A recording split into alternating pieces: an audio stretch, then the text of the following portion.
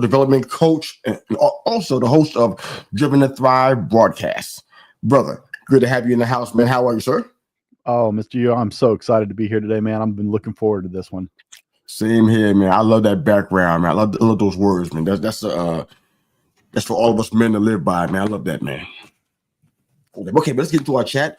We had an awesome conversation in our pre-interview chat. Talked about so many things I think are germane to men worldwide that we need to talk about. But before we get into all of that stuff, let's hear about your childhood, man. Where does Brent come from? What's your upbringing like, man? Let's talk about that first, and then we'll get into the heavy stuff. Okay. So my upbringing is a little different than some people. I'm a preacher's kid, and my father wasn't just a minister, but he was a domestic missionary. So we didn't stay anywhere longer than 3 years on average. Wow. And so I moved all over the country. I've lived literally from coast to coast at this point and north to south. And so every couple of years we'd be somewhere else. And it was, it had a lot of benefits. There's a lot of, like, just culturally, different areas of the country are very unique as you move around. And so it adds to your exposure, right? You experience life differently. Because I know statistically at this point, most people, I think, is some ridiculously high number, like 70 or 80%. I don't want to throw out a definitive because I don't have it in front of me. Of people never live outside of like a 15-mile radius of where they were born. And I've lived all over the country and gotten to experience the different cultures and the different areas of the country. And it, like I said, it changes drastically. So it changes the way you look at the world. You have a much broader perspective when you look at things. Downside is you could go through a lot of friends.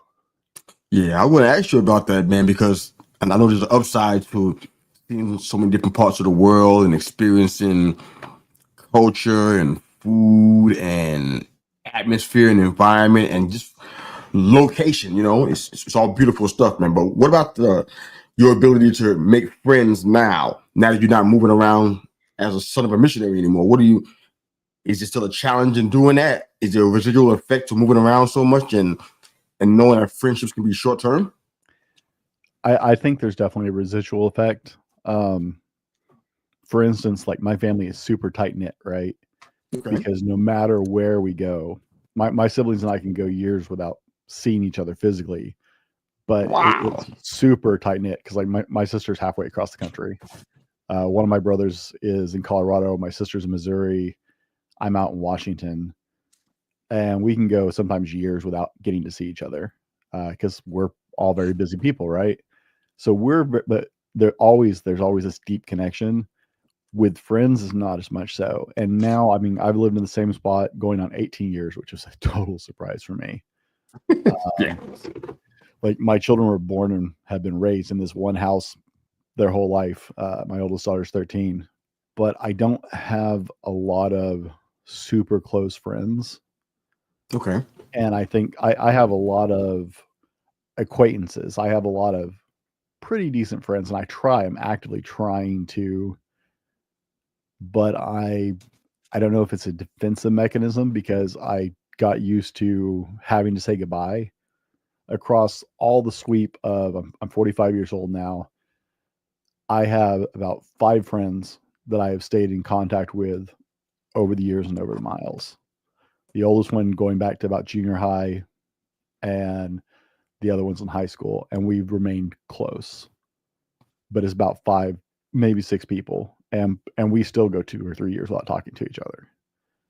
Wow, I mean, I have 2 friends that are in my life regularly that I see regularly.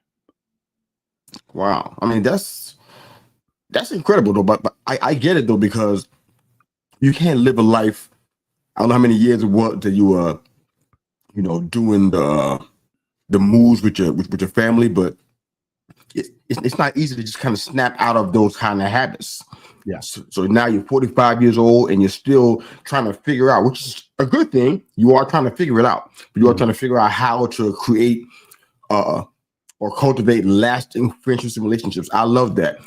I think the thing that I want to get into somewhere in the course of this episode is just about the fact that, this is a man trying to do this.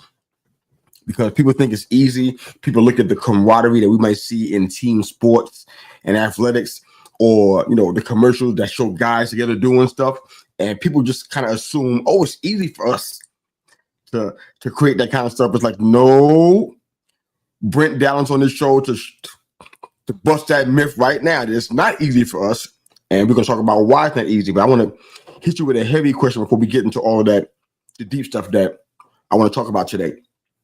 In many spaces, men get blamed, and rightfully so in some cases, for the state of affairs in our world and what things look like, even on ground level with families, communities, nations, and such. But what do you think is the biggest myth and lie that's told about men that's not true?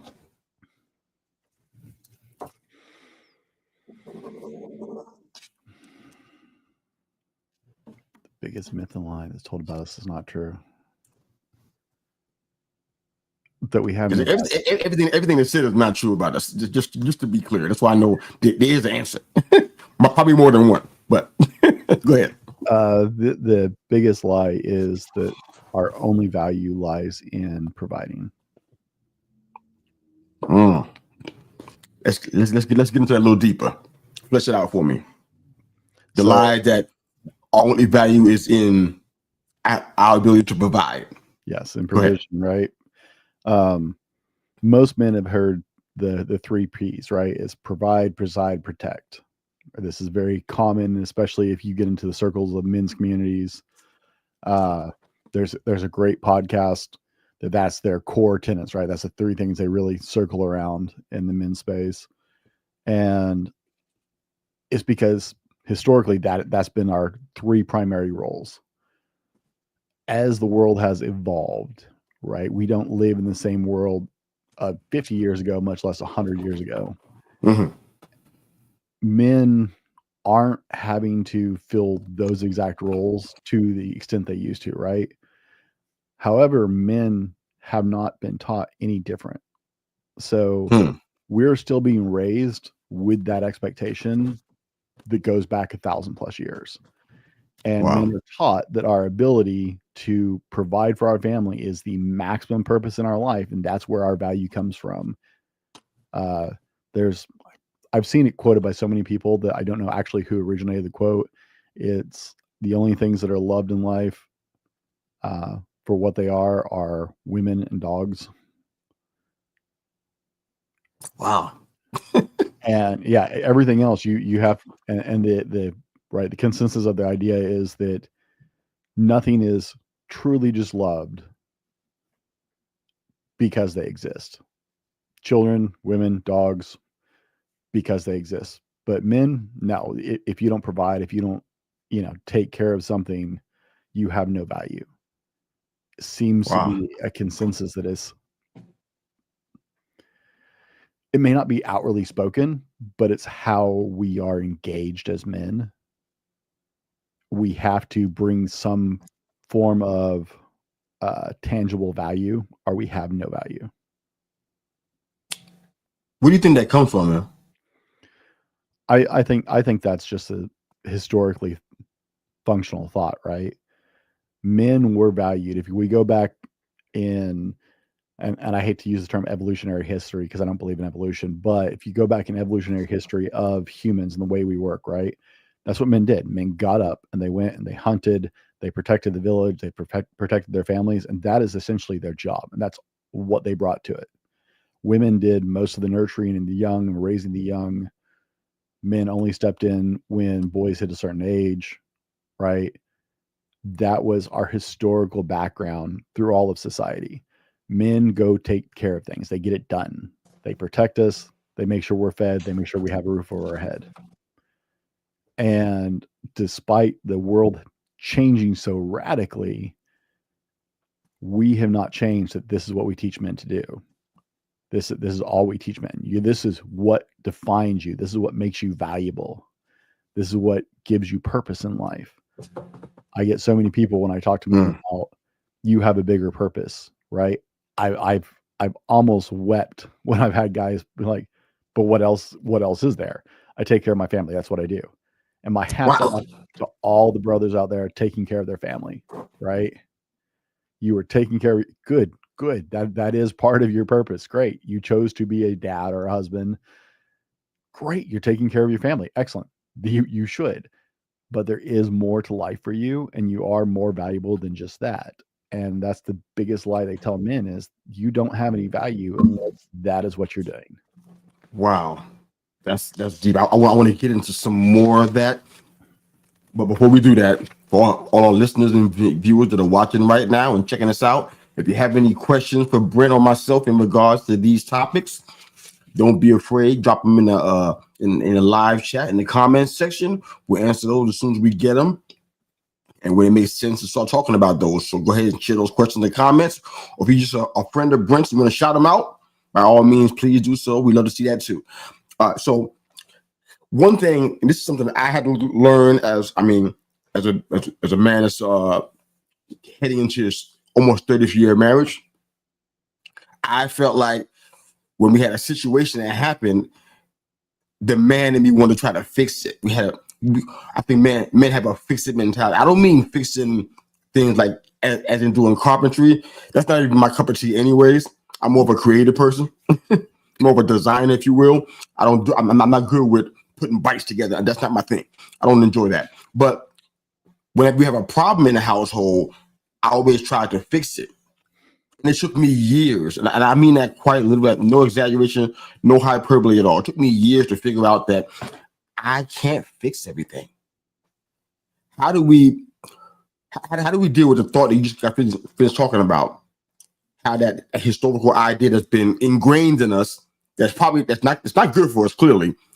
To now we're like, how do we address problems and issues that we have in our household, in our life, and not turn into going to Mr. Fix-It mode, and then turn that switch and then we're back in that bad space again? How do you deal with it? That's an evolving, complex issue, right? Because that's something my wife and I just celebrated our 24th anniversary. Oh, congrats, brother! Congrats, man. Very, very proud of that. And that is one of those things that took me years to learn with her, right? Oh, okay. Because we're looking at this question at a multifaceted level. In my relationship, learning that that's not what my wife needs from me all the time, like that was a really hard lesson for me to get.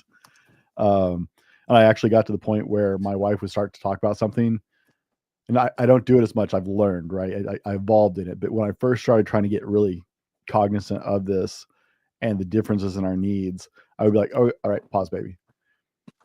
Do you need me to fix something or just listen to something? Because I'm good either way. I need a guideline here. She would get mad because she doesn't want you to ask that, right? She wants you to just know. But ladies, if you're listening, tell us. It helps. Trust me. Now I don't have to ask as often. Every now and then it still comes up. And so, in my marriage, that's taken time to apply, and I still struggle with it because I do. I'm still jumping into, Superman fix it mode. Because I'm very. My wife and my daughters are everything to me. My marriage, my relationship, my children. This is my whole universe, and so automatically, right? I want to fix the problem because them, I really couldn't care less about myself most of the time, but making sure their world is okay. It's not just what I feel like I have to, it's what I want to do. Right. That's I want to take care of them.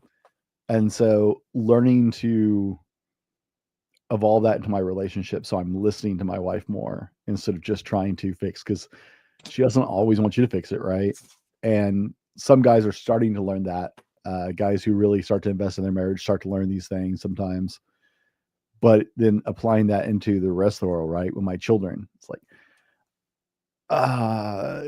and it's I don't need to fix this because I need to let them struggle some, right?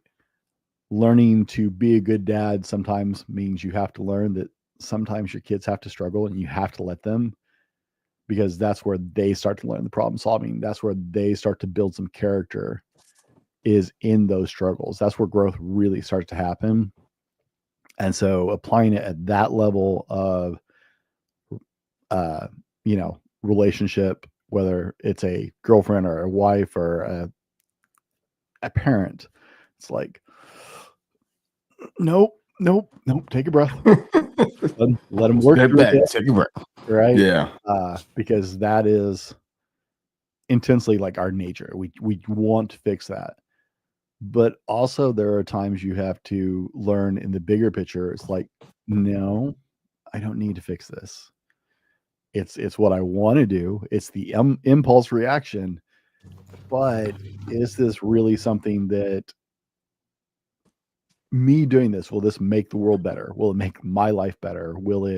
Is it actually in my realm of what I should be taking care of? And having to sit back and not intervene on things that really aren't necessarily my business even or my responsibility to do, but I still want to go do it. Having to learn to say no to those impulses is really, really hard for men. Yeah. No, But on the other hand, we have a younger generation that's actually really struggling with engaging more when it comes to those things.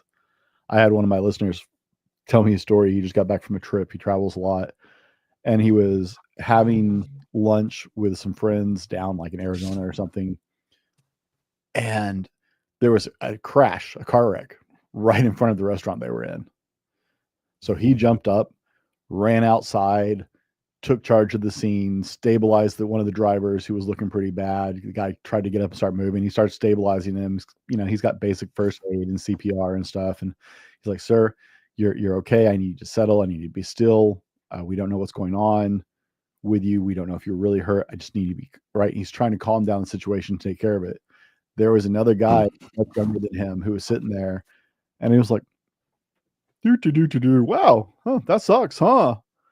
Like, there was no impulse to go help, no impulse to, and so we're starting to see a pivot on the younger generation. And I'm not just Oh battling yeah. generational stuff, but we're starting to see this of young men not having that impulse. We have trained that out of them in the system, and that's just as scary as the guys like us who want to fix everything and getting that under control.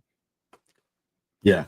I want to come back to that point about training that out of our young people.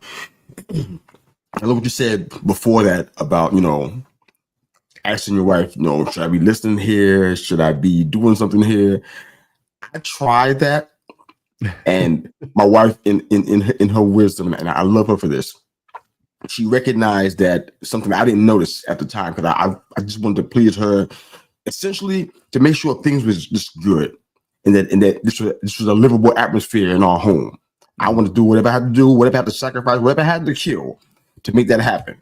I was willing to do that. And she said that it would hurt her more to see a dead man walking around as her husband, somebody with no life, with no vitality, not doing the things that he enjoys and loves just to please me.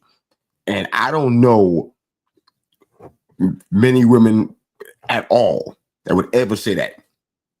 They would say, you know what, I want all of that. I want all of your best and everything, and don't take into consideration what you need. So it's a thought that I think might resonate with some of our viewers and listeners who may be challenged with that, toe in that line. There's a part of you that still has to be shown and purposeful and vital. You can't kill it for the sake of the other person. That's why people speak about, oh, that's my better half. I don't use terms like that because that's not good. It's not a good mentality. But we make each other better. Yeah. So I love that part. Okay, now you were talking about training out of us, or training out of the young people, the ability to kind of be who they're supposed to be. There's a book called Wild at Heart. Do you remember it? By John Eldridge, Wild at Heart. That book, I'm sitting doing a book pub. I mean, that wasn't my plan, but that book right there has been revolutionary in the way I think about that. And it speaks to that exact same thing. You mentioned empowering men a lot in our pre-interview chat. Why was that important for you and your wife as well to be engaged in empowering other men? Tell me why, how that came about and how she's involved in it, and kind of speak to that a little bit. So trying to think of how to say this quickly. I'm not rushing you. Go. It started with solving problems for the women in my life. So Okay. I'm a former youth minister. I spent 20 years working with teenagers, right? And I would see the ups and downs of the young men and women as they're, growing and maturing. And I'd see boys being careless with the hearts of girls and not understanding that they were being careless with the hearts of girls, right? And then it evolved into my wife's and I's friend circle. We had this for, I think, 2.5, 3 years. Every Thursday night, we'd have our house full of our friends. We'd have this big dinner at our house. And the majority of our friends are female. And Okay. I'd explain, I'd listen to them talk about their husbands or their boyfriends or whatever, and they complain and fuss. And I'd be like, you understand what's actually happening, right? They're like, well no.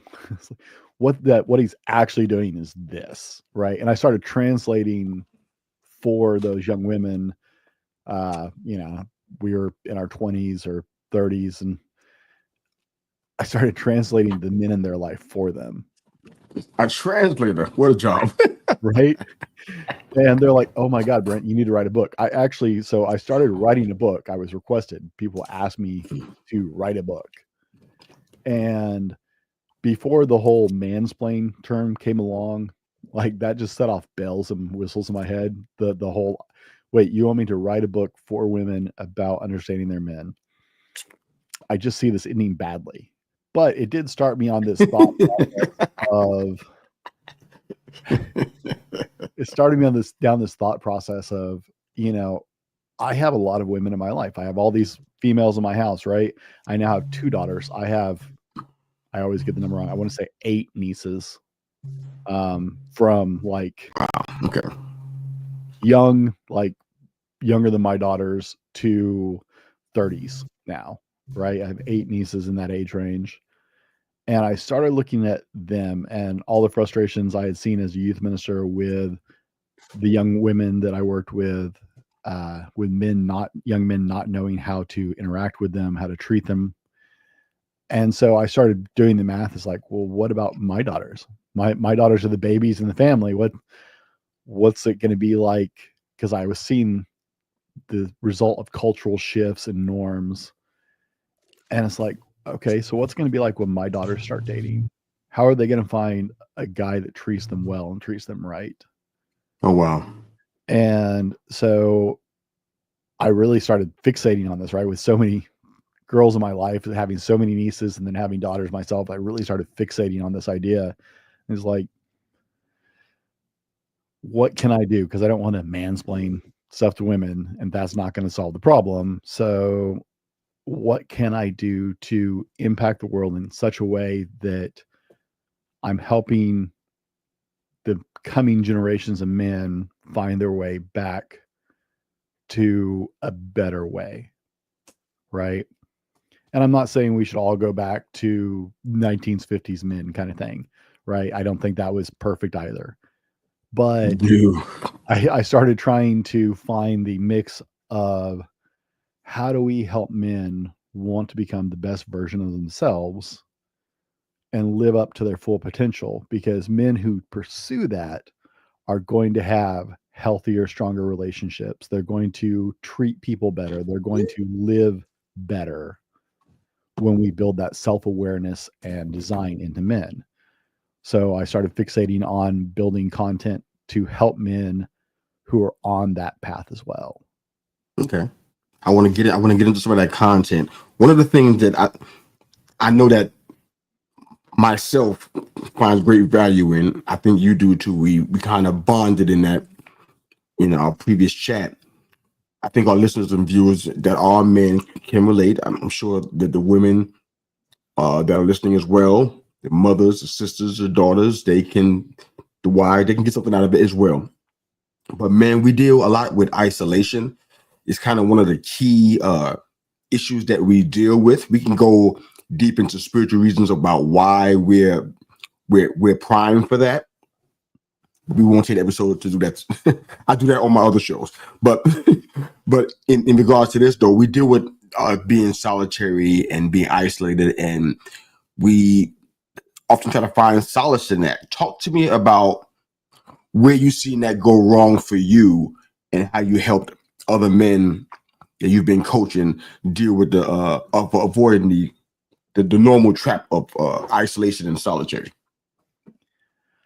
So, the first thing is just an awareness, right? Okay. It took me, I was aware that I tended towards isolation. And for everybody listening, please understand that a man can be in the middle of a room full of people and still feel utterly alone. Just because we are physically among other people does not mean that we are actually connecting and out of that isolation. In fact, it's actually our game. That's the getaway. We go do things so it looks like we're not alone and sad, but that's really just a game to get people off our backs. You were talking earlier about how people see the pictures of guys like around barbecue grills and stuff like that. Like, oh, it's so easy for you guys. What you don't understand is those 20 other guys standing around the barbecue grill. I can stand there for 3 hours with those guys and I don't know any of their names by the time it's over, and I'll probably never talk to them again. We're not bonding. We're not connecting. We're existing in the same space and we can get along, and it means nothing, right? To actually break through and get that. So first comes awareness. Like I said, for me, it was fairly easy because I grew up protecting myself, building walls, and just found out my identity in my family. That was where I connected. But keeping everybody else away was just a standard protocol for me. And so I was always aware that I was a bit of an isolationist, that I retreated away from people, that I frequently felt alone. I was actually just talking to a friend of mine about this, and it's like, and I told him, it's like, look, you're frustrated because you feel alone because you're not married, and right, he's not where he wants to be in that part of his life. I said, but what you don't understand is I am surrounded with everything you want, and I still struggle with feeling alone. I can be sitting in the room with my wife and children and still feel alone. Men build themselves into an island, and we think that is strength. We think that's where we have to be. We think that's where we belong. And so it has taken me becoming, I was aware of it, but it's taking me becoming intentional about trying to move away from that in my life. I've gotten proactive about trying to spend time with other men, trying to connect with other men, because contrary to all the crappy myths, the lone wolf dies. That's what happens. If you understand nature, the lone wolf dies. Of course. Absolutely. Right? The lion, yeah, the single male lion, he dies too. Like whatever metaphor you want to use, like it ends badly. We don't, we're like, oh, we're that. No, you died. That's what happens. Okay. People are a social thing, a social organism. So men actually do better when they do find that camaraderie. The problem is that deep camaraderie only comes in small connections. I used to tell people all the time, it's like, if you can get to the end of the road and on one hand, you can count the people who are truly close to you, you've done okay. Yeah. Because the people who are like truly deeply with you, that's going to be a really small number. Absolutely. That's fair. We need that. Part of the reason we mask it with going around to other things is we actually need that, because while we're not deeply connecting necessarily in that group, while we may still feel alone, we actually still feel better about ourselves. That makes sense, man. When we see other men who are experiencing the same frustrations, and this is why we don't connect, because men don't want to talk about how they feel, right? Those are bad words. But it's why group therapy works better than one-on-one therapy for men. We want to see other men who are struggling like we are, and that makes us not feel alone. To see that's that fair. We don't necessarily want to like become the best bros with them, but seeing that we're not the only one struggling with that issue helps us not feel alone. Just relatability. Right? Yeah. Yeah, Knowing we're basically. not the only ones. We're not the island. Like there are a lot of islands. Yeah, They all got the same problems, right? that makes sense. And So so there's a lot more questions I want to ask you. So I want to. I'm watching right. our time. Okay, I got plenty more. You got a whole lot more story to go, No, and no. I want people to hear. I want people to hear your story. So I'm gonna skip a Okay. little bit. Okay, there. So Let me talk to finish me that about. thought by saying, Yeah, go ahead. so what I encourage men to do is to start visiting other islands, right? And that's the first protocol. Is you don't have to go deeply connect. Like I go to several Bible studies that I've started in some of the churches in my area. And it's not that I'm best friends with those guys, but we have a common belief. And so that gives me a point of connection. And the more point of connections I have, the more likely I am to start to actually connect with somebody. So that's what I encourage men to do, is to find multiple points of connection, and one of those might actually bleed through for you. I like it. I like it. One of the things that just as husbands and as fathers we have to navigate is areas that perhaps we didn't have the kind of fathering that we have to give out. Talk to us about your relationship with your father and how you think it impacts your ability to be a father now. Oh man, I think we talked about this in our pre-conversation. I was so Oh blessed. yeah, we did. Yeah, I was so incredibly blessed. My father was such an amazing man. I never in my life questioned that he loved me, or that he supported me, or that he wanted to be part of my life. The hard part was every now and then keeping me out of parts of my life, right? And so I was very blessed that way. My dad came to our sporting events. My dad came to our music events, our whatever that's we awesome. did.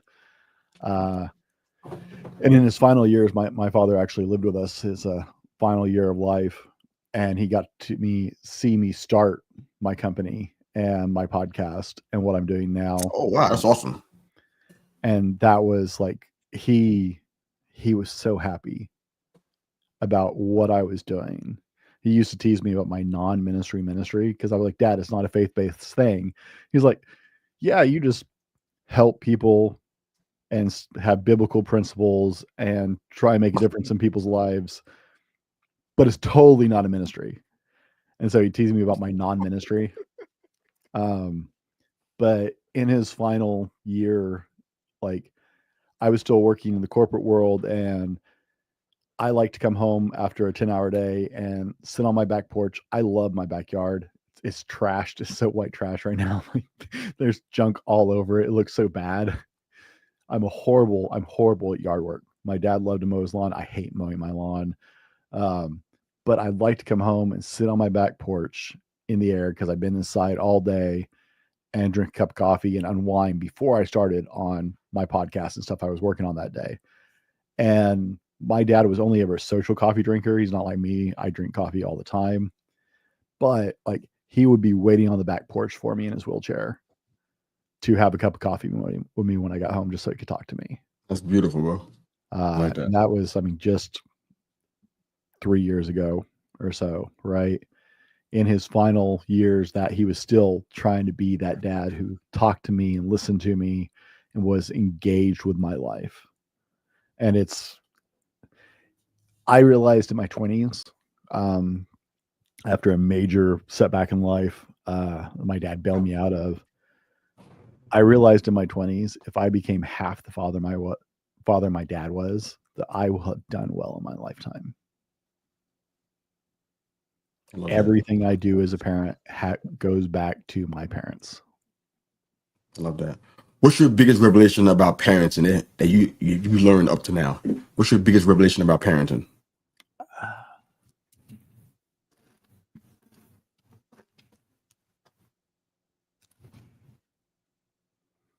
I don't have any Jeopardy music to play, so you gotta you're on your own with this. How incredibly powerful your parenting can be. I had such amazing parents, and my mom still lives with us. My dad passed on a couple years ago. My mom lives with us. I have amazing parents. And, at 45, my mom is still a huge supporter and very empowering. And I love the fact that she's involved with my kids and in their life.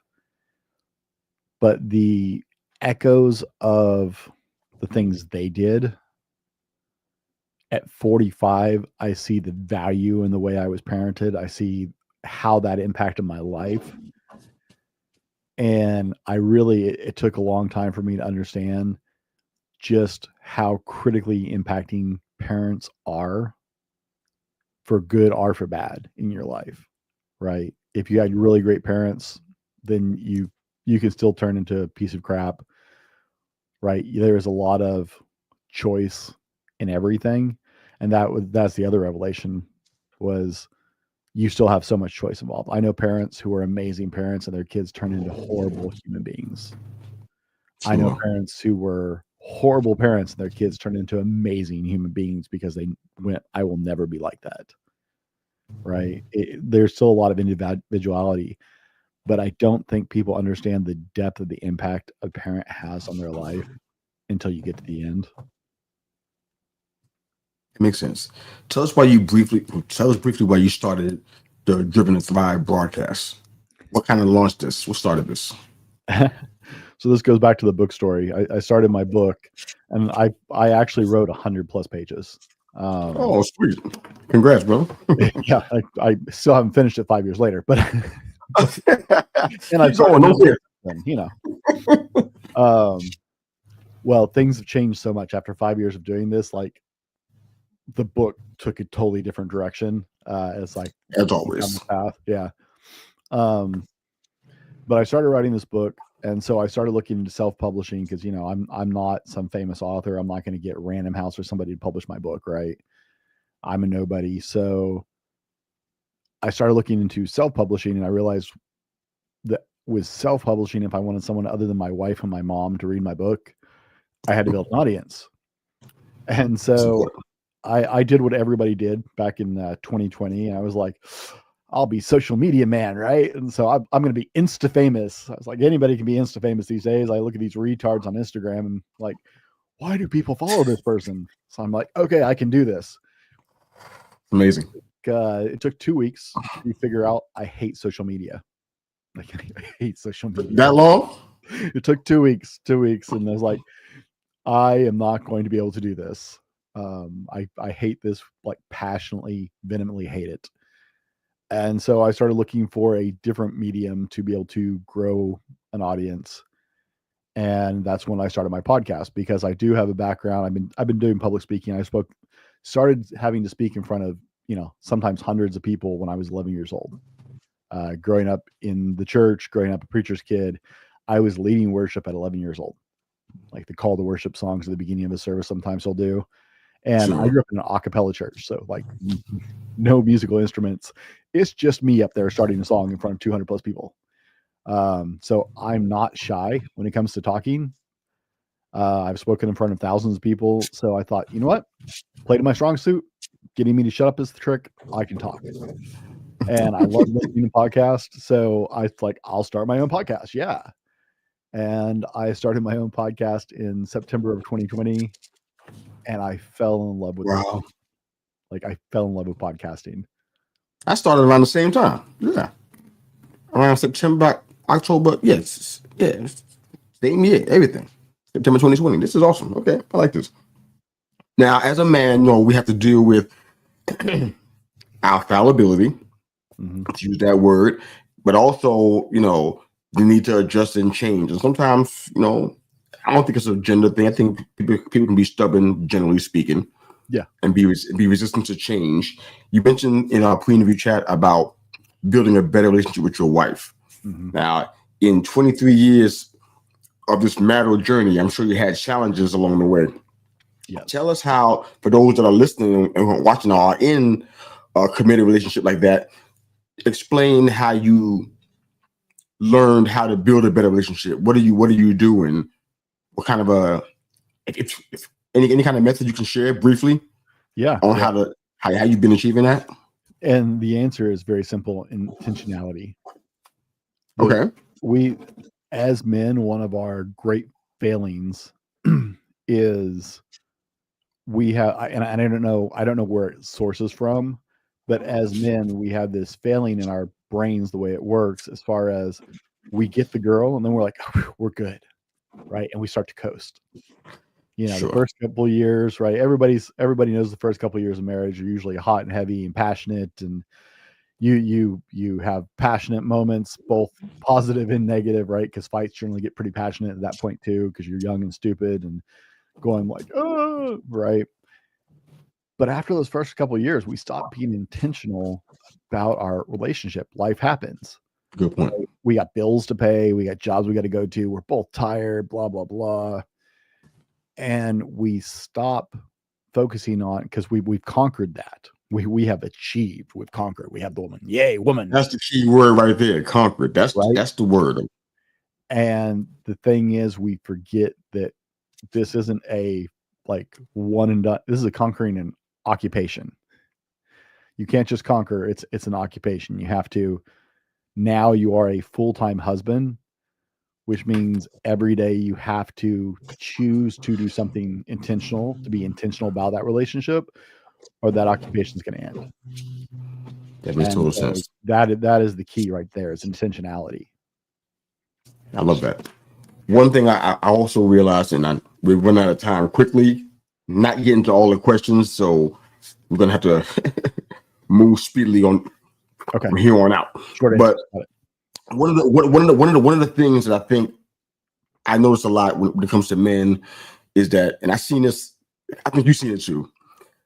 There's so many of us out here that are coaches. We're personal development coaches. I mean, I'm a certified life coach, but I don't talk about it because it's such a bad name out here. I don't even want to be associated with it, even though I have a full-blown certification, which I did anyway, probably expired by now. But the point is that people want to be coaches and mentors and leaders and stuff, but they don't like the idea of being led. You're a relationship coach, a personal development coach, so you coach other people. Who coaches you? I actually have several mentors. There's a podcaster, Oliver Marcel, and his wife Denise. They run the Relationship Trade Secrets podcast, and all they do is relationship work. And like, I tune into their shows. Like, they have a tremendous YouTube channel. They have multiple shows besides their podcast. Okay. And I listen to their stuff regularly, because I know that part of me being intentional about my relationship is putting stuff into it, right? Making sure I'm putting into me and continuing to grow and be.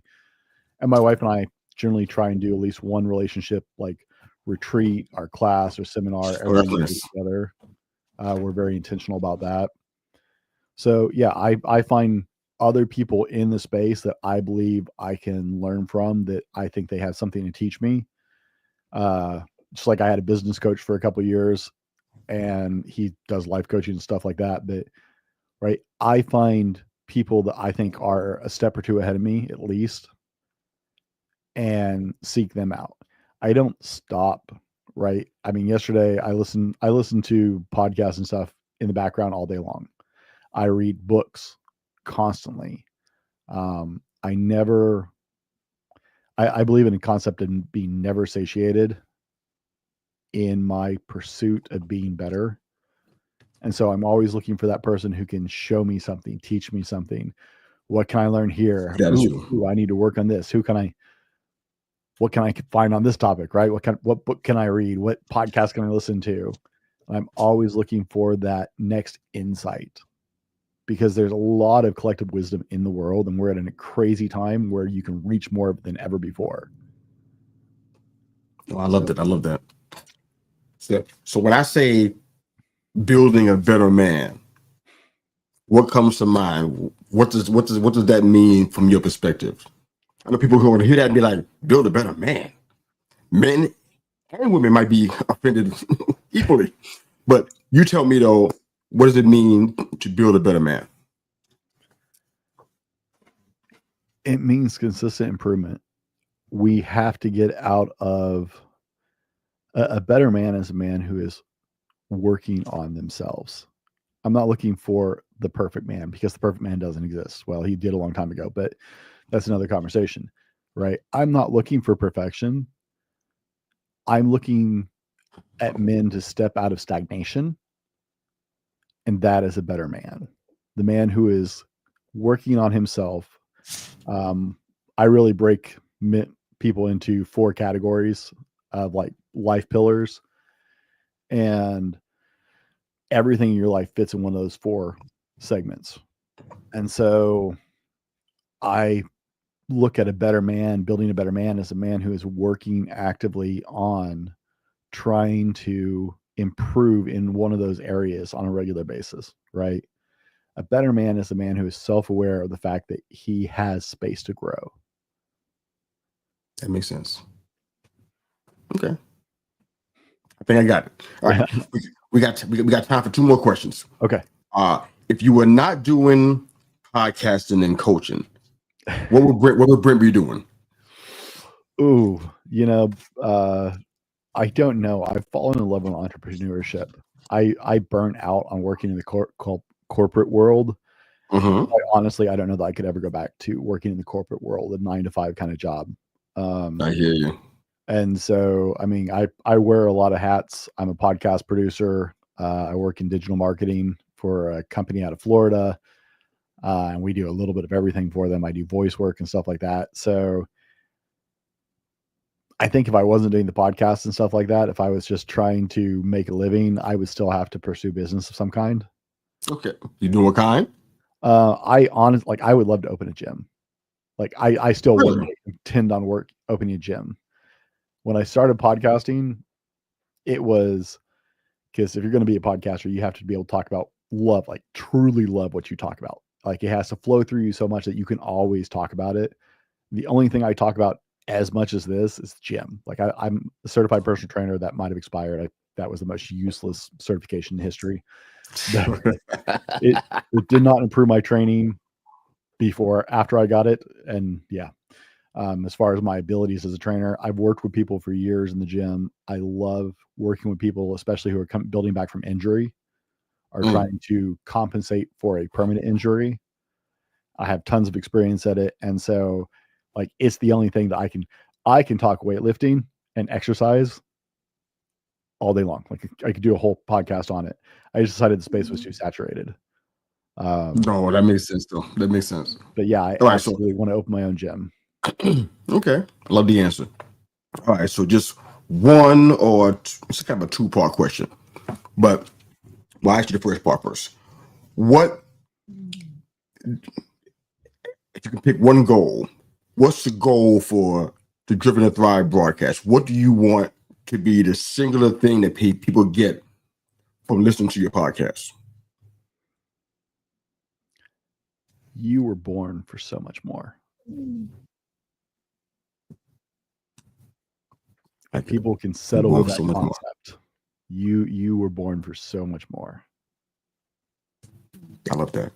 So we talked about a lot of things, man. This is my final question for you. We talked about masculinity. We talked about personal development and parenting. We talked about podcasting and fitness, entrepreneurship. Talked a little bit about social culture too, and just and faith and fatherhood. For all our listeners and viewers that are listening and watching right now, or will be watching on the replay, if there's a takeaway from everything that we talked about, all the areas that we touched, what would you say to them? If it's in the form of advice, what would you give them advice for that you think is life-changing enough to share it on this broadcast? What would that be? Everything of value starts with one small habit. That's all it takes. It starts with one simple, small habit, can change the rest of your life. It's really that simple. It changed my life. Walking changed my life. I actually did a whole podcast episode about this recently. Walking changed my life. Just the decision to start walking and moving more after years of working at a desk. I realized my health was getting out of sideways. Yeah. So I decided to start walking during lunch. I wasn't running and sprinting or anything. I just decided to get up and move on my lunch break every day. Walking was the first habit. And it absolutely changed the course of my life, because once I made that habit, my brain started opening up to more possibilities. Oh, I love this, man. That's awesome advice, man. One little step, you know. All it takes. It starts with a step. I love that, man. Thanks for being on here with us, man. This was a fantastic conversation. I hope that the men and the women that were listening will be listening on the replay. Enjoy what they heard. Tell everybody where they can find your work. Let them know now where they can find your work, and we'll get out of here. So I rebranded this year. And so my new hub is purposedrivenmen.com. You can go there. You can find my podcast. You can find our blog. You can find other stuff I put out for men. That is home base. So purposedrivenmen.com is where you want to go. My newsletter's there, everything. So purposedrivenmen.com. I love this. If you don't mind, as we get off air on our YouTube channel in the comment section, Brent, where the episode is, drop all your links there if you don't mind doing that for them. And that will, if they missed that, as you just said, they can go there and find it pretty easily. Support your blog and the rest of what you're doing on your website and everything else, man. All right. But this has been fantastic, man. Appreciate it so much. Well, I'm sure it's not gonna be the last time we talk to each other. I'm sure it won't be the last time. No. But no, I don't think so. But for all you listeners and viewers, thanks for watching. Please support the YouTube channel, youtube.com/@thecallmemr.u. You'll find this episode here and some of Brent's links so we can support his work. We're out of here. Have a great day. Thanks again for watching and listening.